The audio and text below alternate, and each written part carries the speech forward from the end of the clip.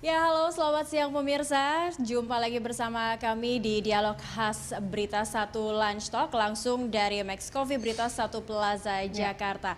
Dan hari ini kita akan membahas topik amankah mengkonsumsi kopi. Tentunya kita akan membahasnya dengan narasumber, sudah hadir dokter atau pakarnya nanti juga kita akan berbincang. Dan juga kita akan mencoba berbincang lewat telepon dengan penikmat kopi, begitu Cakri? Iya, begitu. Dan juga mungkin anggota komunitas kopi yang mengenal seluk-beluk tentang kopi lebih jauh ya, Fe. Betul. Dan langsung saja kita simak Lunch Talk selengkapnya.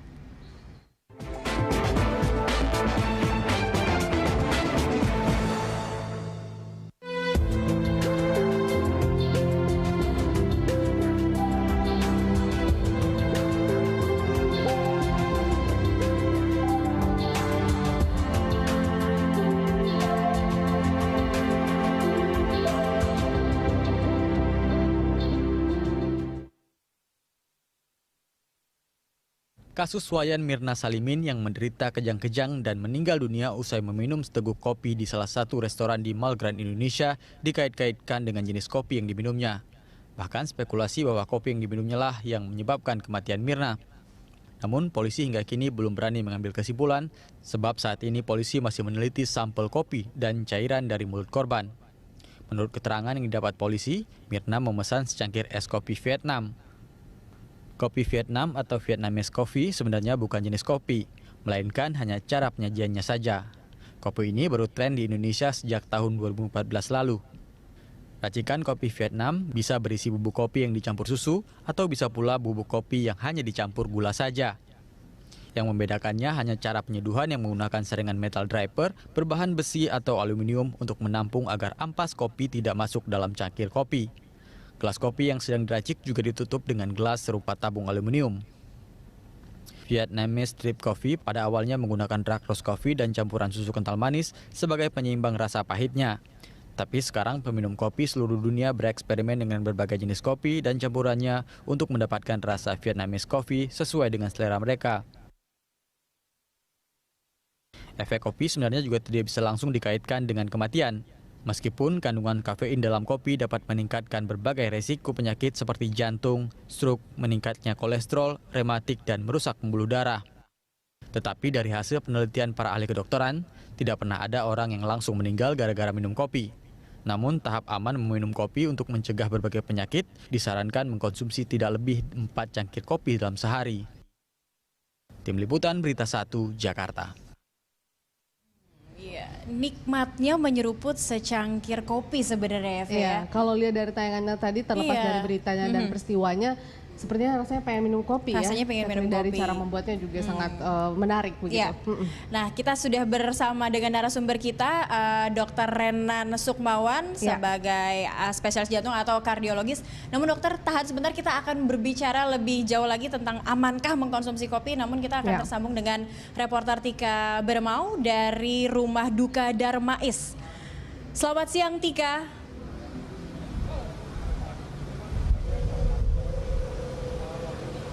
Iya. Ya, Tika, seperti apa tanggapan dari pihak keluarga dan juga ini polisi sudah mengambil sampel kopi beserta cairan dalam jenazah dalam lambung Mirna. Nah, ini sudah seperti apa hasil penyelidikan sementara yang sudah dirilis mungkin dari oleh pihak polisian? Ya, Cakri dan Faye, memang benar sampai saat ini pun keluarga masih menunggu hasil penyelidikan dari pihak kepolisian terkait meninggalnya Wayan Mirna Salihin, di mana sampai saat ini pun dari pihak kepolisian dalam hal ini Polsek Metro Tanah Abang Jakarta Pusat masih mendalami penyebab kematian dari Mirna Salihin, wanita berusia 27 tahun setelah meminum sebuah kopi di sebuah kafe di pusat perbelanjaan Grand Indonesia. Dan sampai saat ini pun dari pihak kepolisian telah mengumpulkan sejumlah alat bukti dan juga sejumlah keterangan saksi seperti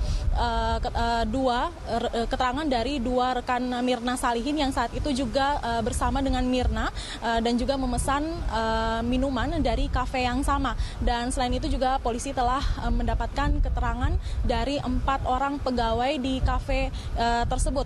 Dan juga ada beberapa alat bukti yang telah dikumpulkan oleh pihak kepolisian kepolisian seperti cairan yang berada di lambung dari korban dan juga gelas yang telah digunakan korban serta kandungan kopi Vietnam produk dari kafe tersebut. Dan hingga saat ini pun polisi masih belum dapat mengambil kesimpulan terkait penyebab kematian dari Mirna karena masih menunggu hasil uji lab dari minuman yang telah diminum oleh Mirna karena saat ini pun masih diuji di laboratorium forensik Mabes Polri.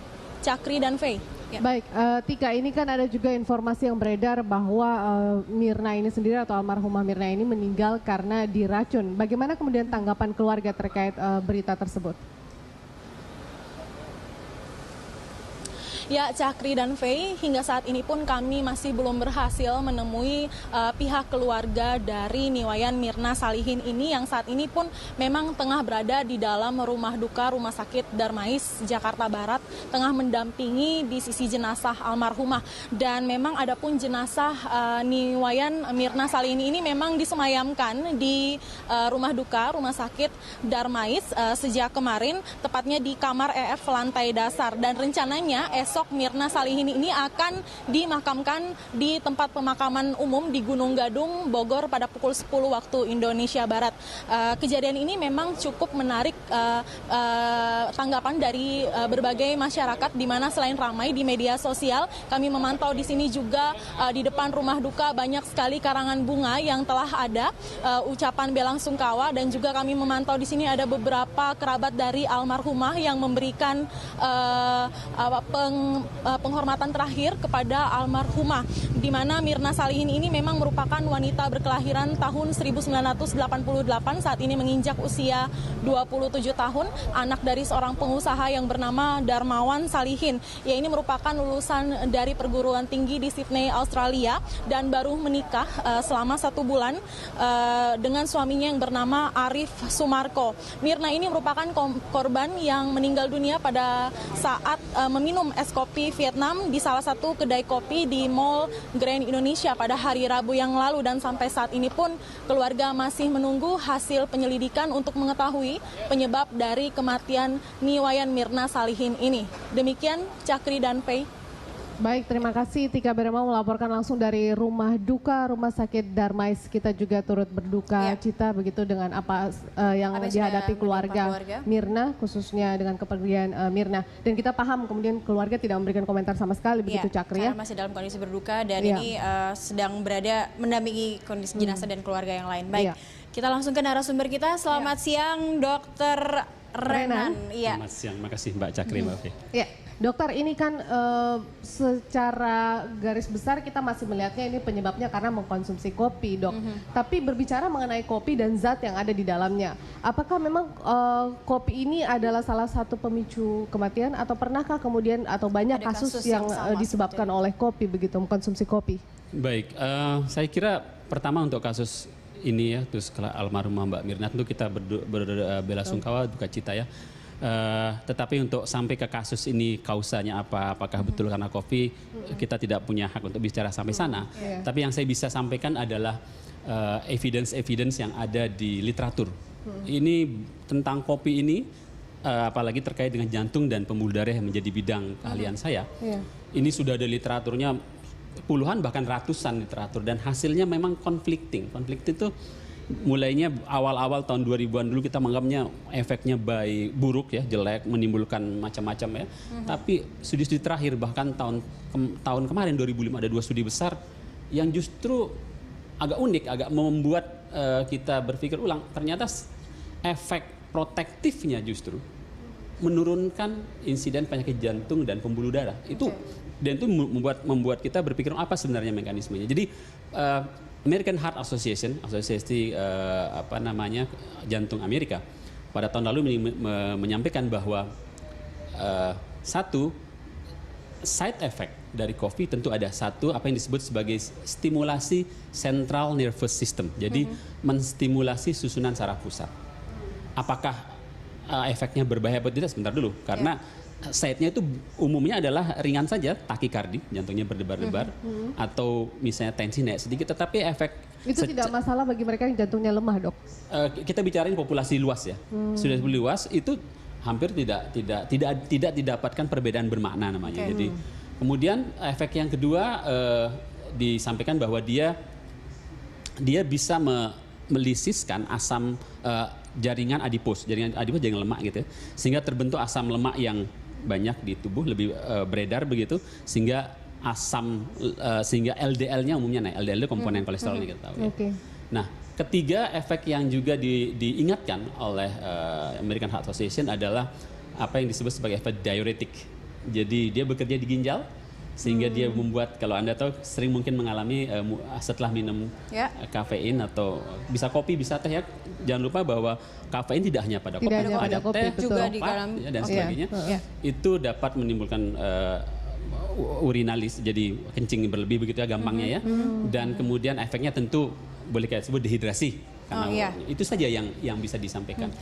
Jadi dan ada memang studi-studi mengatakan bahwa ini terkait dengan penyakit jantung dan pembuluh darah yang meningkat, tetapi studi-studi terakhir bahkan seperti saya sampaikan tadi, ada efek-efek protektif justru pada kelompok-kelompok yang apa yang disebut moderate consumption. Kalau dokter katakan ini efeknya justru efek protektif seperti itu, tapi kenyataannya mungkin yang beredar juga untuk kasus almarhumah Mirna, dia ada juga yang beredar sebelumnya mengkonsumsi obat diet seperti itu. Apakah sebenarnya kopi juga ada kontradiktif dengan obat-obat tertentu saat seseorang setelah mengkonsumsi harusnya idealnya ada jarak jeda berapa waktu baru bisa mengkonsumsi minuman mengandung kafein? Seperti apa? Seperti minum susu atau jus mungkin dok, kita harus minum apa? Bisa tetapi memang dengan memperhatikan side effect minum kopi tadi, tentu kita perhatikan individual effect ya. Yang ada di studi-studi besar itu umumnya pada populasi, whole populasi, dan pada populasi kebanyakan tidak ada hubungan antara kesimpulan akhirnya adalah yang kita pegang sampai sekarang. Mungkin juga berubah dengan studi-studi yang lain, tetapi setidaknya sampai hari ini apa yang disampaikan bahwa tidak ada hubungan langsung antara insiden penyakit jantung dan pembuluh darah dengan minum kopi pada populasi normal. Mungkin pada polisi-polisi khusus, katakan misalnya side effect satu lagi yang mungkin perlu kita ingat, dia asam ya. Mungkin kopi mengandung asid seperti itu. Misalnya hati-hati pada orang yang ada penyakit lambung misalnya. Kalau untuk jantung dok? Nah, untuk jantung dulu kita pernah berpikir bahwa salah satu yang kita pikirkan oleh para ahli jantung dan pembuluh darah adalah kemungkinan terjadinya gangguan irama jantung, ya. Jadi stimulasi, jadi membuat dia lebih kencang, tachycardia. Tetapi efek itu transien saja. Transien itu sebentar saja, efeknya normalize lagi dan tidak ditemukan perbedaan bermakna. Artinya pada kelompok populasi besar bahwa setelah minum itu akan irama jantungnya menjadi ada yang disebut gangguan irama aritmia, gangguan irama, baik apa yang disebut atrial contraction maupun ventricular contraction yang prematur, itu tidak didapatkan perbedaan bermakna. Artinya tidak, efeknya itu tidak berbahaya, boleh saya katakan begitu. Oke, berarti bisa disimpulkan bahwa sebenarnya ini juga sesuai kondisi tubuh si penikmat kopinya itu sendiri. Efeknya akan berbeda-beda juga setiap orang. Berarti minum kopi itu kita juga harus mengetahui kondisi tubuh kita seperti apa atau bagaimana dokter? Ya, yang perlu kita ingat bahwa ada side effect tadi warning, tetapi pada populasi normal tidak menimbulkan masalah karena efeknya seperti saya sebut tadi transien dan tidak menimbulkan sesuatu yang berkepanjangan. Apalagi efek-efek yang tadi disebutkan di warning oleh American Heart Association, di samping transien dengan berjalannya waktu ada efek yang kita sebut sebagai toleransi efek. Jadi dia mulai menolerir, badannya mulai mentoleransi efek-efek tadi gitu, dengan berjalannya waktu. Jadi tapi memang sekali lagi dengan ada warning side effect tadi, mungkin buat saudara-saudara kita, teman-teman yang memang penikmat kopi gitu ya. Jadi ketahui kondisi Anda bahwa ada warning ini, walaupun pada populasi normal nggak masalah. Menikmati kopi tetap aman, tapi tidak ada salahnya mengetahui kondisi tubuh kita dulu ya, seperti apa. Oke, baik. Kita masih akan lanjutkan di segmen berikutnya dokter. Dan pemirsa, Lunch Talk akan kembali usai jeda pariwara, tetaplah bersama kami.